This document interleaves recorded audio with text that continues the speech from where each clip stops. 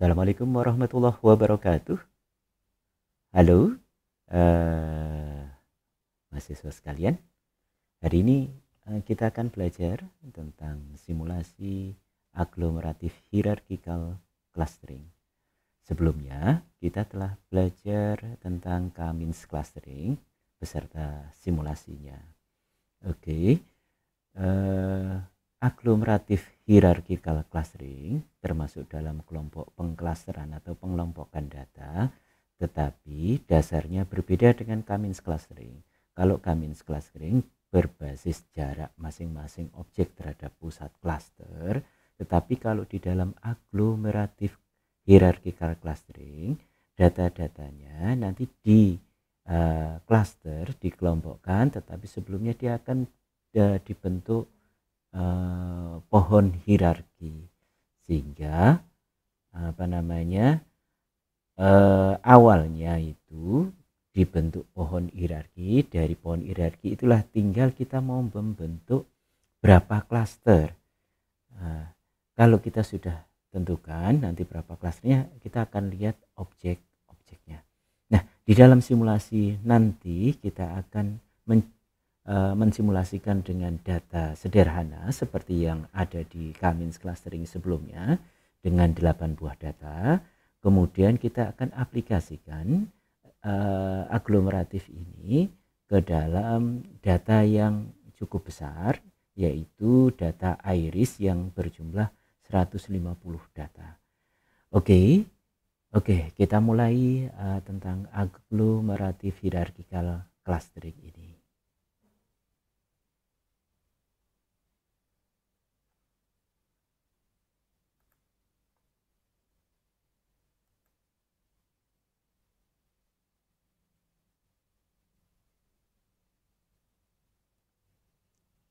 Oke, kita mulai metode partisi hierarki.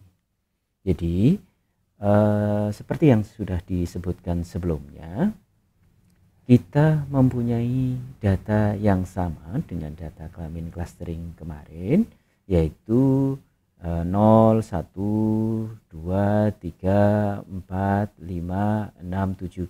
0, 1, 2, 3 ini adalah ID-nya, ya. ID yang ada di data K-means clustering. Jadi ini yang ditulis di sini adalah ID-nya. Oke, di dalam metode yang berbasis hierarki, data-data tersebut disusun dalam bentuk pohon hierarki yang disebut dengan dendrogram. Dendrogram dalam bentuk pohon hierarki seperti ini. Nah, ada dua jenis metode partisi ini. Yang pertama adalah metode aglomeratif. Ini kurang G-nya kurang 1. Jadi pembentukan klasternya itu diawali dari bawah, ya, dari bawah. Jadi semua data-data itu dianggap sebagai klaster sendiri-sendiri, ya. Jadi pada awalnya kita mempunyai 8 klaster sesuai dengan jumlah datanya. Tentu saja nanti ID klasternya ya mulai dari 0 sampai dengan 7 karena kan dimulai dari 0. Nah, dari data itu ke atas nanti dicari persamaannya. Nomor 1 dan 3 ternyata lebih dekat dibanding yang lain, sehingga pada pembentukan yang awal dia 1 dan 3 jadi klaster tersendiri. Nomor 6 masih jauh dengan yang lain, sehingga pada pembentukan ini 6 masih dia berdiri sendiri. 0 dan 2 dianggap lebih dekat sehingga dia membentuk klaster. Kemudian 4 dan 5 begitu juga 5 dan 7 ini membentuk klaster sendiri. Kemudian 4 dia membentuk klaster sendiri. Nah, pada iterasi berikutnya, pada langkah berikutnya 1,3, kelompok 1,3 ini bergabung dengan data ke-6 sehingga membentuk satu klaster ini. Di sisi lain 4 membentuk kelompok tergabung ke kelompoknya 5 dan 7. Kemudian ini pada langkah berikutnya kelompoknya 02 bergabung dengan kelompoknya 1,3, 6 di sini. Nah, pada langkah berikutnya akhirnya semua jadi satu klaster. Nah, pembentukan dari bawah ke atas ini, dari masing-masing data dianggap satu klaster tersendiri, kemudian dikelompokkan sampai ke atas sehingga membentuk satu klaster, disebut metode aglomeratif, yaitu pendekatan dari bawah ke atas, bottom up. Di sisi lain namanya ada metode divisif. Metode divisif ini pembentukan klasternya awalnya semua data dianggap sebagai satu klaster, kemudian baru dipecah-pecah.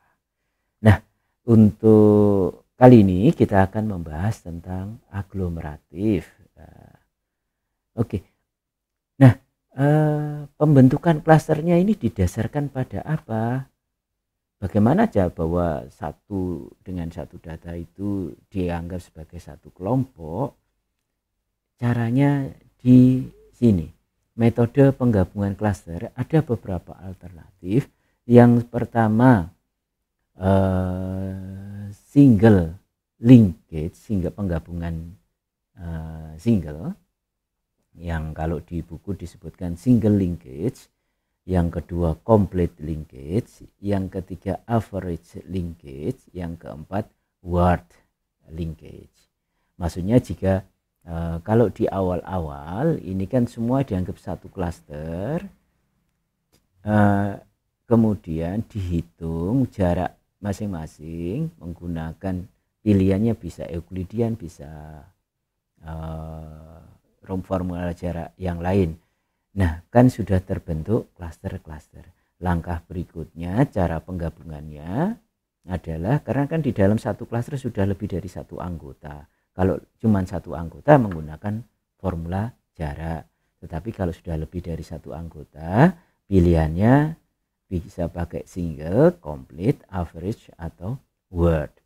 Nah, kalau di single, jarak klaster yang akan dihubungkan atau digabung adalah yang jarak yang paling minimal antar elemen dalam klaster itu yang paling minimal di antara jaraknya dengan klaster yang lain. Jadi misalnya ada klaster yang berbeda, jarak terdekat antar elemennya ternyata lebih besar, maka dicari yang lebih kecil.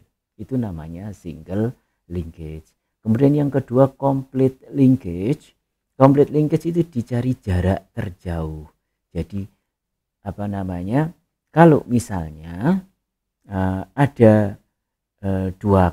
ada tiga klaster A, B, dan C, jarak terjauh elemennya, ini kan jarak terjauh bukan yang ini, yang paling minimal. Ingat, yang paling minimal. Misalnya di sini jaraknya pakai rumus Euclidean misalnya 3, kemudian dengan klaster yang lain itu 4, walaupun itu jarak terjauh anggota elemennya, maka yang digabungkan adalah yang paling kecil jarak maksimalnya. Sedangkan kalau average itu semua jarak masing-masing elemen dihitung, kemudian dirata-rata. Nah, rata-rata yang paling minimal dibandingkan dengan jarak ke klaster yang lain, maka yang paling kecil itu akan digabungkan menjadi satu klaster. Sedangkan word ini agak sedikit berbeda. Dia menghitung selisih antar intern elemen ini, ya, intern elemen cluster ditambah selisih semua cluster, dijumlahkan semua, dibandingkan dengan kalau dengan cluster yang lain, jarak dengan cluster yang lain, ya, maka yang paling minimal itulah yang digabungkan. Gitu. Oke. Nah, saat ini kita akan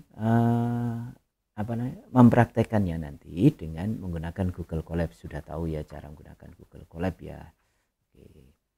Nah, perhitungan jaraknya tadi kalau yang di single, complete, average itu bisa menggunakan Euclidean, Manhattan, cosinus, Mahalanobis, Chebyshev, dan formula jarak yang lain. Oke.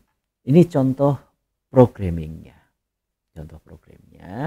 Sekarang contoh yang pertama adalah data sederhana data yang terdiri atas 8 itu yang kita gunakan untuk contoh Cummins clustering. Yang pertama tentu saja ini kan belum connect, ada tombol connect ya, kita bisa connect di sini, bisa juga langsung ke sini. Nanti dia otomatis akan connect dulu ke runtime-nya Google Colab. Kita tunggu, ini masih proses initializing, terus ini akan nanti kalau connected ini akan jalan. Dan ini adalah import modul-modul yang akan kita gunakan. Oke, sudah selesai, sudah dijalankan. Kemudian kita buat satu kode lagi, dan bisa pakai kode ini. Jadi kursornya diarahkan ke sini, nanti akan muncul mau tambah kode atau tambah teks. Teks itu yang seperti ini, kalau ini yang kode. Nah, ini data yang kita gunakan untuk Cummins clustering kemarin. Ya, oke, kita jalankan. Oke, ini berikutnya kita buat visualisasi dendrogramnya. Apakah seperti ini? Coba kita hapus dulu. Cara membuat dendrogramnya, pertama ya X-nya supaya tidak ini kita kopikan ke data dulu, kemudian kita siapkan kanvas untuk menggambarnya pakai PLT figure, kemudian dendrogramnya kita buat menggunakan Skippy, library Skippy ini ya. Yang kita buat SHC linkage, data-data itu X-nya itu, metodenya yang kita contohkan Word. Nanti Anda bisa coba-coba yang lain, bisa pakai Word, bisa pakai complete linkage, bisa pakai single linkage, bisa pakai average. Tentu hasilnya akan beda-beda. Oke, kita jalankan. Nah, hasilnya seperti ini. Jadi 1 gabung dengan 3 terlebih dahulu, 0 dengan 2 terlebih dahulu, 5 dan 7 terlebih dahulu, baru pada tahap berikutnya ada penggabungan, terus penggabungan lagi, terakhir jadi satu klaster besar. Nah, ini adalah pilihan-pilihan penggabungannya. Dan misalnya kalau misalnya pas di sini berarti anggapannya adalah 8 klaster, isinya data sendiri. Tetapi pada saat di sini berarti ada 1, 2, 3, 4, 5, ada 5 klaster. Kalau kita milih yang di sini berarti ada 3 klaster, 1, 2, 3. Kalau kita milih yang di sini berarti ada 2 klaster, 1, 2. Tapi kalau milih di atas berarti dianggap 1 klaster. Oke. Nanti kita akan nilai seberapa bagus. Kita punya metode untuk perhitungan sebenarnya yang paling bagus dibagi menjadi berapa klaster. Oke, contoh pengklasterannya seperti ini. Cluster di clustering ini agglomerative clustering, number of clusternya ada, kita pilih ada 2, affinity-nya Euclidean, jarak awalnya pakai Euclidean, kemudian nanti berikutnya linkage-nya pakai Ward ya. Kita fit predict istilahnya, datanya di fit, dipelajari sekaligus nanti digunakan untuk memprediksi hasilnya. Ini mulai dari indeks 0, 0, 1, 2, 3, 4. Kita jalankan. Oke, jadi ini berarti kalau kita anggap dia 2 klaster di sini, berarti 0, 2, 1, 6, 3 akan jadi satu kelompok. Ini 0, 1, 2, 3, 4, 5, 6. Jadi ini adalah identitas klasternya. 4, 5, 7 satu kelompok sendiri ini kan 0, 1, 2, 3, 4, 5, 6, 7 ya, betul ya. Nah, sekarang kita lihat performa klasternya. Performa klaster itu maksudnya sebenarnya bagusnya itu kita bagi menjadi berapa klaster sih. Kalau dibagi 2, dibagi 3, atau dibagi 4, atau dibagi 5. Di Python, di library-nya kita bisa mengukur, membuat scoring. Kalau di klaster 2 itu nilainya berapa, menggunakan yang namanya Kalinski-Harabas score ya. Parameternya datanya beserta cluster labelnya. Caranya mulai dari 2 ya. Kan kalau 1 enggak perlu, atau kalau mau dibuat berarti kan 1 datanya dianggap 1 cluster. Ini ring 1,8 maksudnya mulai dari 1, 2, 3, 4, 5, 6, 7, 8 enggak ikut. Ya, 8 kan berarti nanti apa namanya jadi 8 klaster. Padahal datanya ini ada 8 itu maksudnya apa namanya nilai yang tidak diikutkan. Istilah ini apa istilahnya? Tidak termasuk. Jadi mulai dari 1 sampai sebelum 8. Kita jalankan. Oke. Dia tidak mau. Number of label is 1. Valid value A2 to n sample min 1. Oke. Dari perintah ini kita tahu bahwa yang boleh dimasukkan adalah mulai dari 2 sampai dengan sejumlah sampel dikurangi 1. Oke, berarti ini mulai dari 2, mulai dari sampai dengan 8. 8 karena n sampel min 1, sampelnya kan 8 dikurangi 1 kan 7. Berarti ini harusnya 7. Nah, ini kenapa diisi 8? Kenapa enggak diisi 7? Supaya 7-nya tetap ikut. 8 kan enggak akan diproses karena dia kan tidak termasuk. Kita jalankan. Nah, ini sudah muncul. Kalau dibagi menjadi 2 klaster, nilai skornya 7,5. Kalau dibagi menjadi 3 klaster, skornya 9,1.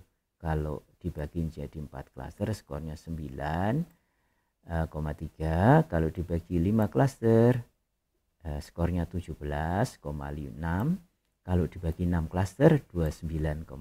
Kalau dibagi 7 klaster 24. Dari sini kita bisa lihat bahwa sebaiknya dengan melihat persebaran datanya ini, sebaiknya ini dibagi menjadi 6 klaster. 1, 2, 3, 4, 5. Ya. 6 klaster. Oke, itu untuk data sederhana. Berikutnya kita akan praktekkan untuk data yang besar. Dalam hal ini adalah data iris. Jumlahnya ada 150. Kebetulan data iris ini sudah ada di Escalent dataset sehingga kita tidak perlu membuat, tinggal kita ambil saja. Cara mengambilnya seperti ini. Kita import dari datasetnya Escalent, kemudian kita load iris. Keterangannya apa sih data iris? Kebetulan dikasih di deskripsinya. Nah, jumlahnya ada 150. Masing-masing kelas ada 50, berarti ada 3 kelas di sini sebenarnya. Kita sudah tahu ini dikasih tahu ada 3 kelas. Kemudian atributnya ada 4, yaitu sepal length, sepal width, petal length, petal width. Kelasnya ada 3 seperti tadi, masing-masing dikasih 50 data.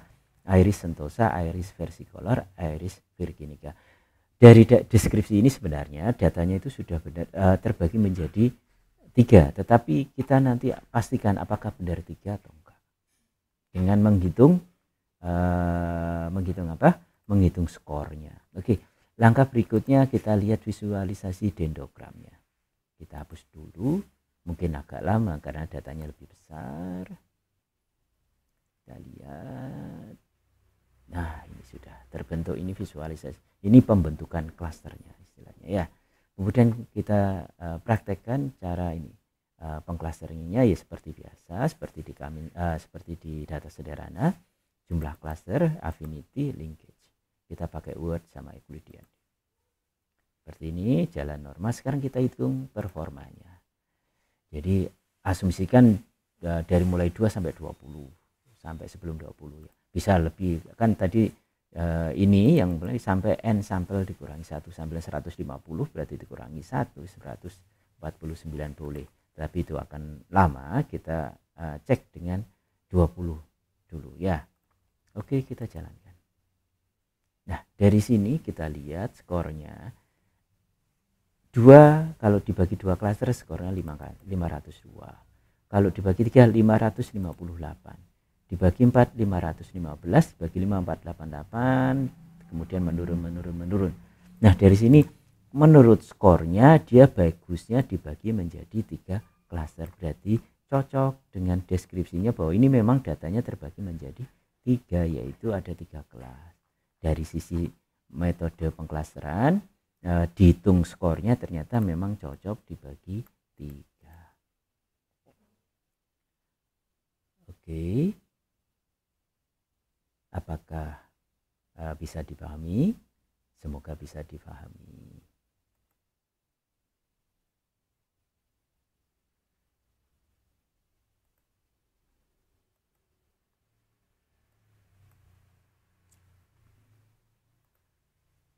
Oke, jadi hari ini kita sudah belajar tentang simulasi aglomeratif hierarchical clustering. Dari mulai penjelasan hierarchical clustering itu seperti apa yang dibagi menjadi dua. Kalau dari pendekatan dari bawah ke atas, bottom up itu disebut aglomeratif. Kalau pendekatan dari atas ke bawah, top down, disebut dengan divisif. Ya, oke. Semoga bermanfaat.